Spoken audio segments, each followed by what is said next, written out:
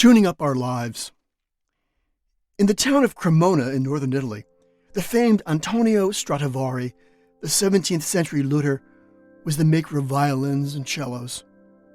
Today, 650 magnificent instruments survive. At an auction, one of his violins commands $3 million or more.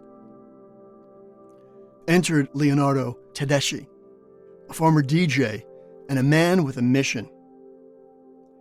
He was concerned about the future of these instruments and how their sound might be lost to time and how each needed to be preserved in a modern digital form, the so-called Stradivarius sound bank.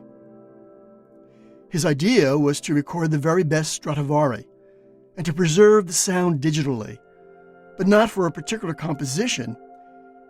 Instead, for every distinct sound possible, with hundreds of scales and arpeggios, using different techniques with their bows or plucking the strings. Tedeschi brought together in Cremona both Italian and Dutch musicians who accomplished these variations and played hundreds of thousands of individual notes and transitions on 2 Stradivari violins, a cello, and a viola. Everything appeared fine inside the concert hall until 32 hypersensitive microphones identified a major problem. Even the very slightest sounds from outside the hall caused technical difficulties. Ambient sound, the rumble of a person dragging a suitcase on cobblestones, and the hiss of the street sweeper, or the noise coming from a bustling open-air market, significantly interfered with the audio recordings. There is less silence in a town of 70,000 people than you might imagine. Tedeschi lamented, "Every time we hear this sound, the sound will mix with the frequency of our instruments, so we cannot use that sound in our product." What to do? Tedeschi and the mayor of Cremona agreed a zone of silence around the Violin Museum and Concert Hall will be enforced from January 7th to February 9th.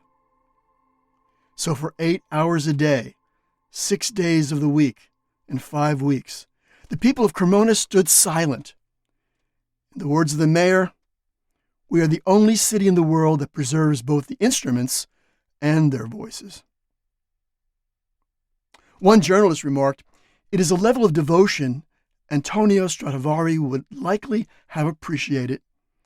After all, attention to detail is what makes a Stradivarius a Stradivarius." What might this mean for a day like Ash Wednesday in Lent? We too are instruments capable of listening to that quiet voice that speaks to us. You might call it a level of devotion.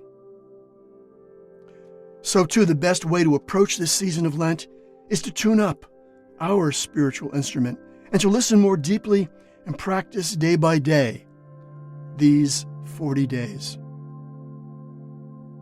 In the words of the prophet Joel, "Blow the trumpet in Zion, proclaim a fast, call an assembly, gather the people, notify the congregation, assemble the elders, gather the children, and say, spare, O Lord, your people."